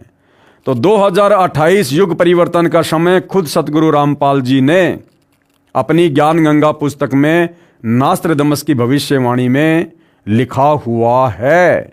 और सतगुरु रामपाल जी ने लिख दिया तो भाई फाइनल है। अब ये समय आगे नहीं टलेगा। मुट्ठी भर भी समय हमारे पास नहीं है। हम 2025 के दिसंबर के महीने में जी रहे हैं। 26, 27, 28 मुश्किल से 3 वर्ष हैं। अगर संभल सको तो संभल लेना। फ्रांस के डॉक्टर जूल वर्न के अनुसार सन 1990 के बाद यूरोपीय देश भारत की धार्मिक सभ्यता की ओर तेजी से झुकेंगे। सन 2000 तक विश्व की आबादी 640 करोड़ के आसपास होगी और बिल्कुल उतनी थी। भारत से उठी ज्ञान की धार्मिक क्रांति नास्तिकता का नाश करके आंधी तूफान की तरह संपूर्ण विश्व को ढक लेगी। उस भारतीय महान आध्यात्मिक व्यक्ति के अनुयायी देखते देखते एक संस्था के रूप में आत्म शक्ति से संपूर्ण विश्व पर प्रभाव जमा लेंगे। फ्रांस के नास्त्रदमस के अनुसार विश्व भर में सैनिक क्रांतियों के बाद थोड़े से ही अच्छे लोग संसार को अच्छा बनाएंगे, जिनका महान धर्मनिष्ठ विश्वविख्यात नेता 20वीं सदी के अंत और 21वीं सदी की शुरुआत में किसी पूर्वी देश से जन्म लेकर भ्रातृत्ववर्ती व सौजन्यता द्वारा सारे विश्व को एकता के सूत्र में बांध देगा। नास्त्रदमस शतक 1 श्लोक 50 में प्रमाणित कर रहा है, 3 ओर से सागर से घिरे द्वीप में उस महान संत का जन्म होगा, यानी प्रकट होगा। उस समय तत्व ज्ञान के अभाव से अज्ञान अंधेरा होगा, नैतिकता का पतन होकर हाहाकार मचा होगा। वह शायरन धार्मिक नेता गुरुवर अर्थात गुरुजी को वर यानी श्रेष्ठ मानकर अपनी साधना करेगा तथा करवाएगा। वह धार्मिक नेता तत्वदर्शी संत अपने धर्म बल अर्थात भक्ति की शक्ति से तथा तत्व ज्ञान द्वारा सर्व राष्ट्रों को नतमस्तक करेगा। एशिया में उसे रोकना अर्थात उसके प्रचार में बाधा करना पागलपन होगा। शतक 1 श्लोक 50 सेंचुरी 1 कन्ना 50। अब इजराइल के प्रोफेसर हरार क्या कह रहे हैं? प्रोफेसर हरार के अनुसार भारत देश का एक दिव्य महापुरुष मानवतावादी विचारों से सन 2000 ईस्वी से पहले आध्यात्मिक क्रांति की जड़ें मजबूत कर लेगा। यानी सन 1994 से सतगुरु रामपाल जी ने प्रवचन करने शुरू कर दिए थे।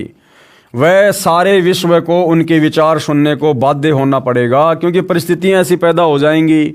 सतगुरु रामपाल जी की भक्ति के अलावा, उनकी शरण के अलावा धरती पर दूसरा ठिकाना दिखाई नहीं देगा। भारत के अधिकतर राज्यों में राष्ट्रपति शासन होगा। देख लो भाइयों और बहनों, अब आगे क्या होने वाला है। 2028 युग परिवर्तन। भारत के अधिकतर राज्यों में राष्ट्रपति शासन होगा। अधिकतर राज्यों का मतलब है कम से कम 20 के आसपास स्टेट में आने वाले समय में 2028 के आसपास राष्ट्रपति शासन होगा। इमरजेंसी लगी होगी, आर्मी शासन होगा। भारत के अधिकतर राज्यों में राष्ट्रपति शासन होगा, पर बाद में नेतृत्व धार्मिक वीर लोगों पर होगा। यानी सतगुरु रामपाल जी के भक्तों के हाथों में भारत की बागडोर आ जाएगी। ये नेता भाग खड़े होंगे जो एक धार्मिक संगठन के आश्रित होंगे, यानी सतगुरु रामपाल जी के भक्ति मार्ग के आश्रित होंगे। नॉर्वे के श्री आनंदाचार्य की भविष्यवाणी के अनुसार सन 1998 के बाद एक शक्तिशाली धार्मिक संस्था भारत में प्रकाश में आएगी, यानी सतगुरु रामपाल जी प्रकाश में आएंगे, जिसके स्वामी एक गृहस्थ व्यक्ति की आचार संहिता का पालन संपूर्ण विश्व करेगा। धीरे धीरे भारत औद्योगिक, धार्मिक और आर्थिक दृष्टि से विश्व का नेतृत्व करेगा और उसका विज्ञान यानी आध्यात्मिक तत्व ज्ञान ही पूरे विश्व को मान्य होगा। उपरोक्त भविष्यवाणियों के अनुसार ही आज विश्व में घटनाएं घट रही हैं। युग परिवर्तन प्रकृति का अटल सिद्धांत है। कौन लिख रहे हैं? सतलोक आश्रम वाले लिख रहे हैं कि युग परिवर्तन तो होके रहेगा। और सतगुरु रामपाल जी ने इस युग परिवर्तन का समय ज्ञान गंगा में 2028 लिखा हुआ है। वैदिक दर्शन के अनुसार 4 युगों सतयुग, त्रेतायुग, द्वापर और कलयुग की व्यवस्था है। जब पृथ्वी पर पापियों का एक छत्र साम्राज्य हो जाता है, तब भगवान पृथ्वी पर मानव रूप में प्रकट होता है। अब देख लो भाइयों और बहनों, बार बार संत रामपाल जी को जन्म लिया है, जन्म लिया है, जन्म लिया है लिखने वाले और कहने वाले ध्यान से देख लो भाई क्या लिखा हुआ है कि जब जब पृथ्वी पर दुष्टों का, राक्षसों का, गलत प्रवृत्ति के, गलत विचारों वाले व्यक्तियों का एक छत्र साम्राज्य हो जाता है, जैसी परिस्थितियां वर्तमान में प्रकट हो रही हैं, तब क्या होता है? तब भगवान, कौन भगवान? कबीर भगवान पृथ्वी पर मानव रूप में प्रकट होता है। तो वर्तमान में कौन है वो महापुरुष जो आने वाली इन विषम परिस्थितियों को अपने आध्यात्मिक ज्ञान से, आशीर्वाद से, अपनी शक्ति से कंट्रोल में करेगा? सतगुरु रामपाल जी। तो कौन हुए सतगुरु रामपाल जी? स्वयं भगवान परमात्मा। और वे किस विधि से आए संसार में? माँ के गर्भ से जन्म लेकर या प्रकट हुए हैं? तब भगवान पृथ्वी पर मानव रूप में प्रकट होता है। अरे काल के अवतार तो प्रकट नहीं होते ना, ये रामकृष्ण तो सब जन्म लेकर आए हैं। तो अब वो कौन है जो प्रकट होगा? और वो स्वयं भगवान होगा, सतगुरु रामपाल जी। जब पापियों का एक छत्र साम्राज्य हो जाता है तब भगवान पृथ्वी पर मानव रूप में प्रकट होता है। मानवता के इस पूर्ण विकास का काम अनादिकाल से भारत ही करता आया है। यानी ये आध्यात्मिक क्रांति हर युग में भारत से ही शुरू होती है। भारत अध्यात्म का सेंटर है। इस पुण्य भूमि पर अवतारों का अवतरण अनादिकाल से होता आ रहा है। लेकिन कैसी विडंबना है कि ऋषि मुनियों, महापुरुषों व अवतारों के जीवन काल में उस समय के शासन व्यवस्था व जनता ने उनकी दिव्य बातों व आदर्शों पर ध्यान नहीं दिया और उनके अंतर ध्यान होने पर, यानी उनके शरीर छोड़ के जाने पर, दूने उत्साह से उनकी पूजा शुरू कर पूजने लग गए।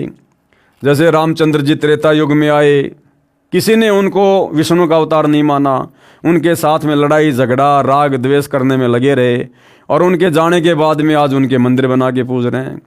द्वापर में श्री कृष्ण जी आए, उस समय उनकी बातों को किसी ने नहीं सुना, हमेशा लड़ाई झगड़े रखे उनके साथ में, ठंडा पानी नहीं पीने दिया। अंत में बेचारा मथुरा छोड़ के द्वारिका चला गया, वहाँ भी सुख शांति से नहीं रहा। कुछ समय बाद एक शिकारी ने जहरीला तीर उनके पैर में मार दिया, हिरण की आंख समझ कर तड़प तड़प कर मौत हुई। और अब उनके जगन्नाथ जैसे बड़े बड़े मंदिर बनाकर मूर्तियां रख के उनकी पूजा की जा रही है। तो लेखक कहना चाहता कि ऐसी गलती वर्तमान में मत करो जो हम पहले कर चुके हैं। अब महापुरुषों का महापुरुष, भगवानों का भगवान सतगुरु रामपाल जी स्वयं धरती पर आया हुआ है। अब इनके ज्ञान को अच्छे से सुनकर समझकर अपने आत्म कल्याण के लिए, परिवार की रक्षा के लिए अब उनकी शरण में आ जाओ। ये भी एक विडंबना है कि हम जीवित और समय रहते उनकी नहीं मानते, अपितु उनका विरोध व अपमान ही करते हैं। कुछ स्वार्थी तत्व जनता को भ्रमित करके परम संत को बदनाम करके बाधक बनते हैं। यह उक्ति हर युग में चरितार्थ होती आई है और आज भी हो रही है। जो महापुरुष हजारों कष्टों को सहन कर अपनी तपस्या व सत्य पर अडिग रहता है, उसकी बात असत्य नहीं हो सकती। सत्य पर अडिग रहते हुए ईसा मसीह ने अपने शरीर में कीलों की भयंकर पीड़ा को झेला। शुक्रात ने जहर का प्याला पिया। श्री राम तथा श्री कृष्ण जी को भी यातनाओं का शिकार होना पड़ा। सजनों, यदि आज के करोड़ों मानव उस परम तत्व के ज्ञाता संत को ढूंढकर स्वीकार कर उनके बताए पथ अनुसार अपनी जीवन शैली को सुधार लेंगे तो पूरे विश्व में सद्भावना, आपसी भाईचारा, दया तथा सद्भक्ति का वातावरण हो जाएगा निसंदेह और होगा। लेकिन आप शतलोक आश्रम वाले भाई, आप क्या कर रहे हो? आप शतलोक आश्रम वाले, सतगुरु रामपाल जी के परिवार वाले, अरे कितना पाखंड फैला दिया तुम लोगों ने उस ग्रेट सायरन के भक्ति मार्ग में। राजनीति जैसा गंदा कर्म तुम लोगों ने शुरू कर दिया। दुनिया के साथ में फालतू का भाईचारा तुम लोगों ने निभाना शुरू कर दिया। परशुराम की जयंती में भक्तों को बैठाकर आन उपासना तुमने शुरू करवा दी। अयोध्या के राम मंदिर में आने वाले काल उपासकों के लिए 1 महीने का भंडारा लगाकर काल उपासना में सहयोग तुम लोगों ने करवा दिया। आनंदपाल जैसे गुंडों की सीबीआई जांच का समर्थन और 5 लाख रुपए देकर परमात्मा के भक्ति विधान को तुम लोगों ने बिगाड़ दिया। संत और गुंडों का समर्थन क्यों भाई? तो तुम लोग क्या कर रहे हो भाई? ठीक है, जैसा लिखा है वैसा ही होगा आने वाले समय में। लेकिन शतलोक आश्रम वालों, आप भी तो सतगुरु रामपाल जी को नहीं पहचान रहे। आप भी तो उनके तत्व ज्ञान को आधार नहीं बना पा रहे। और उनको ना पहचान कर, उनके ज्ञान को आधार ना बनाकर आप भी तो हम सत्सेवकों के ऊपर मुकदमे लगवा रहे हो झूठे। हमें जेल भिजवा रहे हो झूठी गवाही देकर। अपने भगत भाई बहनों के साथ, सत्सेवकों के साथ में तुम लठों से मारपीट करते हो, लाठी डंडों से पिटाई करते हो। तो तुम कब सुधरोगे? तुम कब भाईचारे में आओगे? तुम्हारे अंदर कब ये सद्भावना पैदा होगी जो यहां तुम इस पुस्तक के माध्यम से दुनिया को संदेशा दे रहे हो?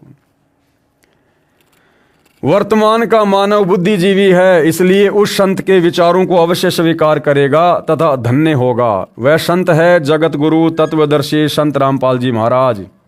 कृपया पढ़िए संत रामपाल जी महाराज की संक्षिप्त जीवनी जो सर्व भविष्यवाणियों पर खरी उतर रही है। संक्षिप्त जीवनी शब्द उचित नहीं है, संक्षिप्त लीलामय जीवनी, लीलामय, क्योंकि महापुरुष जो होते हैं वो लीला करते हैं। आम प्राणियों की तरह हमें सामान्य जीवन जीते अवश्य दिखाई देते हैं, परंतु उनका वो जीवन लीलामय होता है। तो संत रामपाल जी महाराज जी का संक्षिप्त लीलामय परिचय यहाँ पर लेखक ने लीलामय लिखना चाहिए था, लेकिन लेखक जो भगत है वो अभी सतगुरु रामपाल जी को केवल अपना गुरु मान रहा है, अपना इष्ट नहीं मान रहा। अगर इष्ट मानता तो इष्ट यहाँ पर लीला करने आता है। इष्ट कौन? कबीर। तो कबीर जी लीला में सारा काम करते हैं। तो भाइयों और बहनों, इस विषय के ऊपर हम कल विशेष तौर पर जानेंगे, समझेंगे, और अध्यात्म के साथ साथ हम गहरी शिक्षा भी लेंगे ताकि हम निकट भविष्य में गलतियां करने से बचें, मर्यादा में रहकर भक्ति को सफल करें और अपने मनुष्य जीवन को धन्य करें। तो आज के वीडियो में केवल इतना ही। कल फिर परमेश्वर की सेवा में हाजिर होंगे। तब तक गुरुदेव भगवान हम सबको आशीर्वाद दे, सद्बुद्धि दे। बंदी छोड़ सतगुरु रामपाल जी भगवान की जय हो।